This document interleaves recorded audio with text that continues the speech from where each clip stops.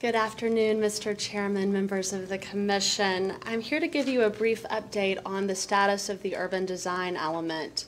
The purpose of the presentation today is meant to be more of an overview, so we're not going to get into any specific policy prescriptions. We're going to talk about general issues, resources, and the overall direction for the element. As you may recall, the urban design element is new to our federal elements. The district has an urban design element which provides important guidance about the city's many commercial areas and residential areas. Our focus is more on those elements that contribute to the image and functions of federal government and our image as the national capital. We prepared a draft urban design element under the direction of a task force in 2011 and 2012, and that draft was released in 2012 for a 60-day public comment period.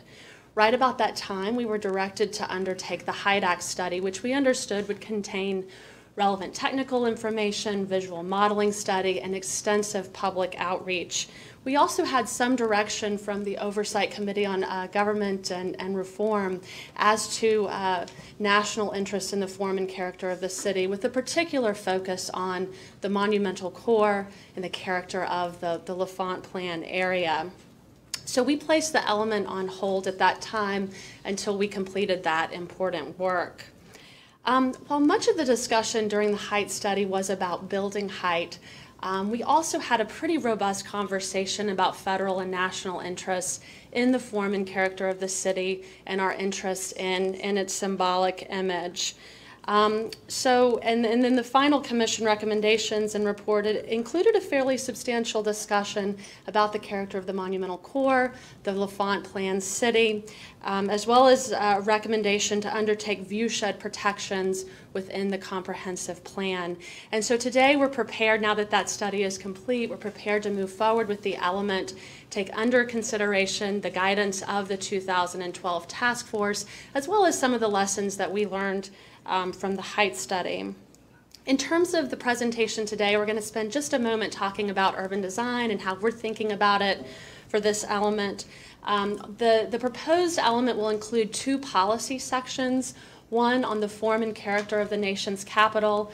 This includes those symbolic elements, public realm, natural setting. This is the area where we're looking most closely for revisions based on the height work. And so I'm going to spend most of the time today talking about this policy section.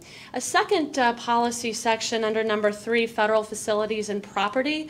This is largely the same from our 2012 draft. This is a much more targeted focus about federal facilities and property throughout the city and the region. And I'm not going to spend too much time on this today, again, because it's largely unchanged. And then we'll talk about next steps. Okay, so let's get into the fun stuff. What is urban design? For me, it's one of those terms a bit like sustainability in that it seems to mean a lot of different things to different people. So for the purposes of this presentation, urban design is the practice of shaping the built environment of a city, or a small town for that matter. It brings together a number of disciplines who look at the built and natural environment, perhaps through a different lens: architecture, landscape architecture, historic preservation, urban planning. For purposes of this element, we're thinking of it in two scales. The larger scale, which addresses entire streetscapes, public space systems, urban systems. And the smaller scale, which addresses the on-the-ground pedestrian experience. In our view, urban design must establish functional, lively, and engaging public spaces. And urban design and policy must meet these objectives, but also a bit of a higher standard. As the nation's capital and one of the great planned cities in the world, the shape of our cityscape is strongly linked to our image and our character. The quality of our urban design creates impressions for our visitors, and engaging people in the public realm is deep-rooted in our values in American civic life, and the original plans for our city reinforce these goals.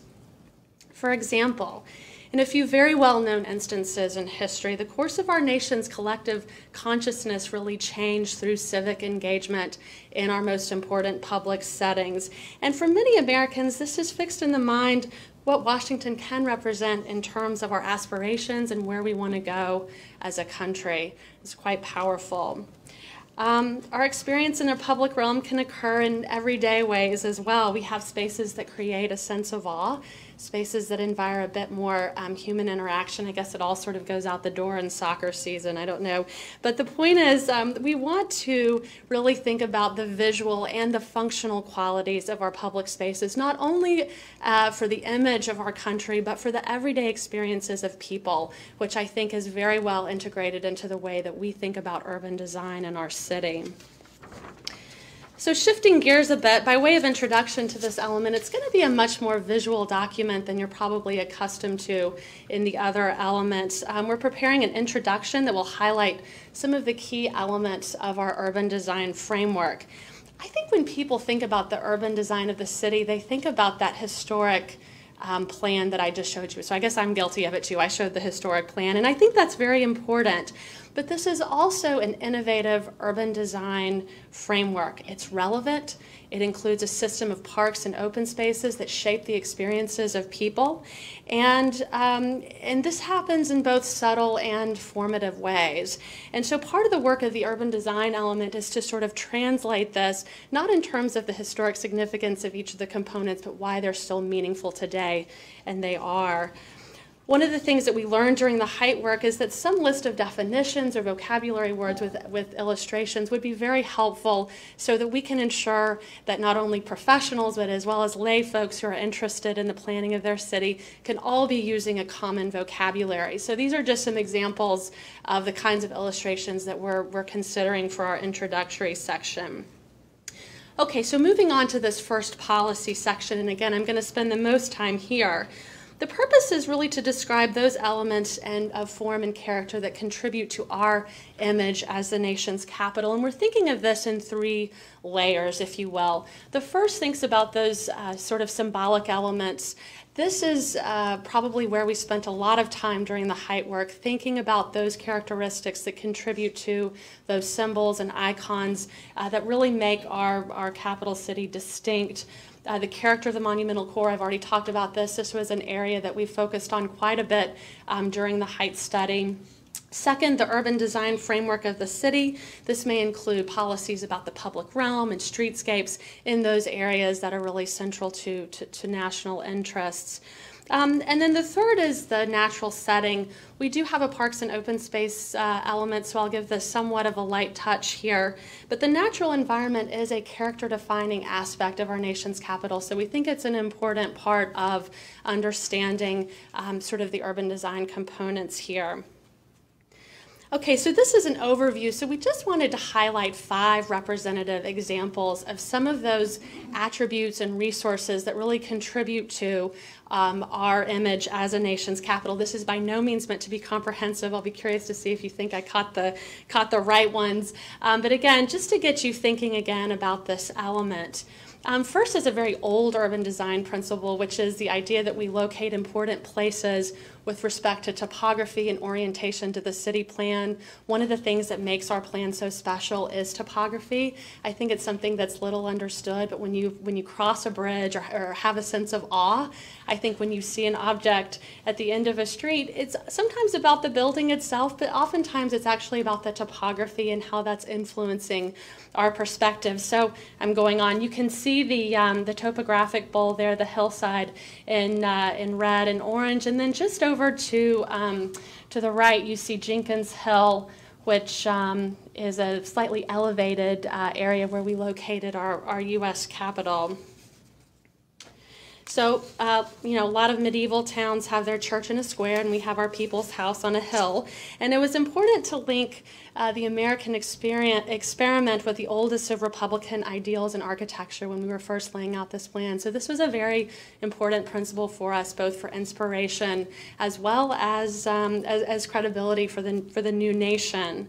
This is a principle we applied to the Memorials and Museums Master Plan Urban Design Framework, which really looked at where we can locate future memorials and future museums with respect to topography, with respect to the symbolic connections and within our original plan. And this is our urban design framework. And as you can see, we really focused on the axis of the U.S. Capitol as well as the White House and how they link to the important topographical elements to the south, the water, and the hillside to the north. So we aren't the only city that locate important buildings with respect to topography. A town I really like a lot is Nashville, Tennessee, and they have a, I don't know if y'all have been, but they have their capital situated in front of a very large green park. They also have a Sheridan Inn there in their background, which is not a condition that we have here in D.C. Our U.S. Capitol is set against a sky plane, and that sky canvas reinforces the importance of a symbolic urban design context. I don't know if y'all had a chance to see the 60 Minutes episode about the restoration of the dome. It was really interesting. It was December of last year, but the architect of the Capitol basically described all of the technical work that is going into thinking about the dome and the restoration work, the historic preservation issues. But anyway, the leadership in the House and Senate talked about the importance of the dome as a symbol for this country. And I think what I took from that is it's not just architecture. It's something that continues to mean something to people. And I certainly experience that when I have relatives or friends coming in from out of town. It's a special place. And creating an urban design consideration that takes that into account, I think, is a challenge for us to think through. But this brings us to our example 2, which is our skyline, our picturesque and symbolic skyline that emphasizes the U.S. Capitol, the Washington Monument, and some of our other important civic landmarks. And this was a very important consideration during the height work and probably makes this city one of the most distinctive and recognizable in the world because of its focus. And this isn't just limited to sort of the monumental core area. The cathedral is another defining element. We heard from a lot of residents that one of the things that they really like about the city is a skyline that emphasizes these important objects. Even the nighttime sky has a distinctive look. The U.S. Capitol, Washington Monument, Lincoln have sort of there's a hierarchy of a lighting scheme, if you will, that's most, I think, visible from the monumental core. I don't know if you've ever flown in at night on Ronald Reagan National Airport, but it's sort of right there. Anyway, so that's finishing up the skyline work. Example 3, view sheds, that visual order we were just talking about from a skyline perspective can also be experienced right at the street. It orients viewers to special places. It's sort of we have a lot of views because of our plan for the city and because of the Hyde Act. But it's a distinguishing element that really creates sort of a sense of drama when you're actually within the city and moving around. Understanding elements that contribute to the visual quality of the view shed is something that we're investigating. As we mentioned, our final adopted height recommendations included view shed protections within the comprehensive plan. So we're considering what that might look like and where that would be located, and we're focusing on just a handful of sites that really strongly linked to national interests. And so I would say, just as a starting gamut, it's sort of about the object at the visibility of the object at the end of the view, if there is one, but it's also about the on-the-ground pedestrian experience and the urban design character of the street itself. One of the most common things that we heard during the height study, particularly from residents, was how much they enjoy walking around DC. We would hear words like it feels light, it feels open, and I think those are very good terms, that there are also urban design qualities that make that sort of possible, and that's something that we're thinking about in the context of the urban design element. So last one here on view sheds. Some of our more important view sheds have sort of a consistent street wall and building line, sort of symmetrical look. This is as much about the leadership and guidance from the local zoning commission that look at this as at a much finer grain detail than the Hyde Act. I mean, the Hyde Act is a piece of it, but this really is the contribution of local zoning, the Office of Planning. Okay, part 4, the character of the monumental core. I've talked about this a bit. You know, I figure if it appears on your nation's currency, it's important. And we have a lot of buildings that appear on our dollar bills within the monumental core. You know, we really think about the monumental core as gracious settings in and around important civic and cultural buildings. The form and character of the monumental core, again, was pretty carefully documented during our heights study. The National Mall is an important part of our monumental core. This is a place that serves, of course, for park services, but it is also an image-defining element within our city. This is a place where so many Americans come to visit, and that is meaningful to them. We have a National Mall plan that was approved several years ago that has a lot of guidance that will be relevant to our urban design elements. So that will help us, I think, inform our decisions within the document. There are, I don't want to paint too pretty of a picture. I think there are a lot of really important challenges with planning for the monumental core, infusing street life character within some of these spaces, creating a good pedestrian experience. And the monumental core framework plan asserted a vision for placemaking opportunities, public realm improvements, and a lot of other aspects that improve the visual and functional qualities of this space. So we're trying to draw some lessons from this project as well in our thinking about the public realm, particularly in and around public buildings. Finally, number 5, this capital really is set in natural beauty. Again, we have a parks and open space element, so we're only going to take this to a certain level, but in some ways, the urban design framework of the city is about bringing nature and natural qualities and bringing them into our urban fabric, which is a pretty powerful and special quality. The LaFont plan gives us all of those squares and circles and many, many park spaces. These can be places of civic identity for neighborhoods, placemaking, natural areas. They can serve for parks spaces, and all of these are important pieces of urban design. The natural setting, though, extends well beyond the LaFont city and into the city as well as the region. We have a lot of really lovely green settings around our national resources. So before moving on, I wanted to spend a moment highlighting a sampling of some of the sort of key challenges and tensions that are important for an urban design element. First, let me just say we're not planning on having any prescriptive guidance about architectural style or, detailed design guidance related to artistry or anything like that, but it's worth a starting principle that says that the creative contributions of each generation is important for our nation's capital. That we're a vital and evolving city. We have an urban design framework that can accommodate both the old and the new, and we must find opportunities for creativity and innovation, and I think we do, and this is vital to our nation's image. There are cities like Williamsburg that sort of so closely attach their architectural identity to a certain point in time, and I don't think that that's our vision for this city. I think we want to have a rich diversity within our urban fabric. We care very much about ensuring that the urban design framework itself, that system of public spaces and streets, remains intact. But we believe that the components within that system can provide for a pretty rich diversity. A related issue is adaptability within the public realm. I think one of the hallmarks of a successful public space is adaptability and is versatility. We talk a lot about this with our memorial designs. How do you balance sacred space and other public uses? And this is important for an urban park system, and an urban setting is something that is important for urban design. Lastly, and this is an issue our commission knows so well, urban design and security continues to be a central tension.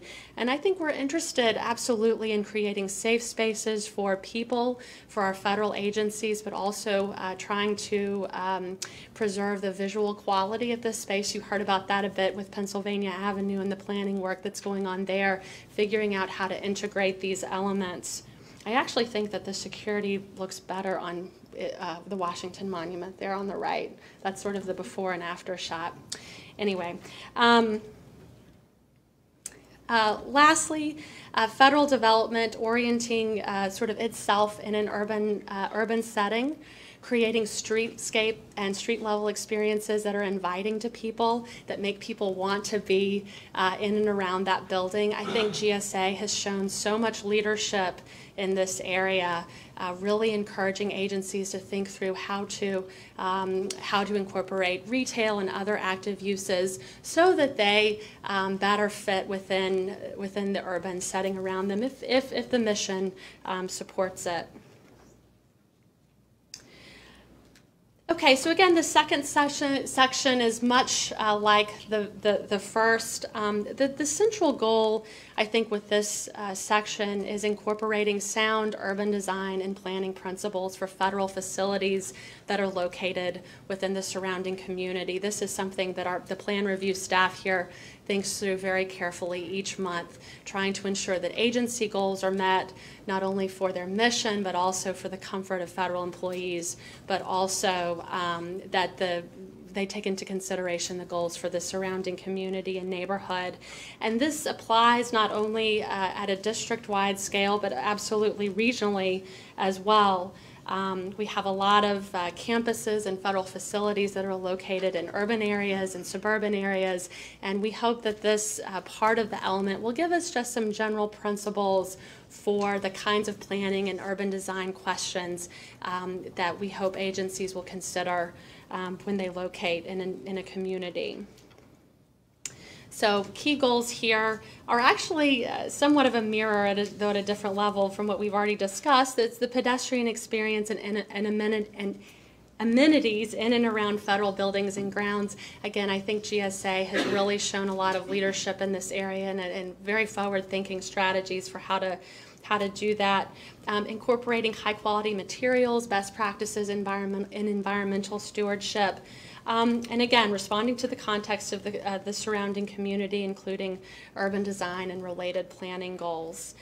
So in terms of our plans for the urban design element, what we'd like to do is spend the next couple of months developing some online outreach about some of the key issues that we've talked about, the key sort of planning and urban design matters that we think would be of most interest to the public.